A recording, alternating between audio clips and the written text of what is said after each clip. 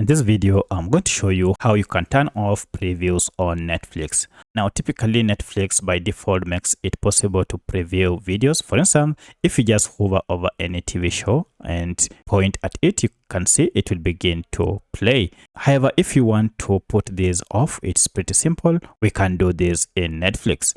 To do that, go ahead and click on your profile here and then choose account.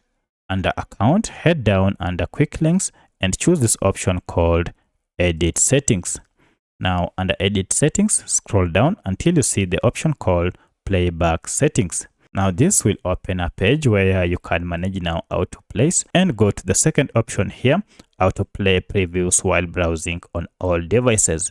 So if it is checked, go ahead and uncheck it, and then go ahead and click on save changes, and this will apply on all your devices. Now if we go back to Netflix homepage and hover over any of these movies, you can see there is no preview. So that's how you can turn off previews on Netflix by following these steps. If you have any other questions, kindly let me know in the comment section. Otherwise, thanks for watching and let's meet in the next video.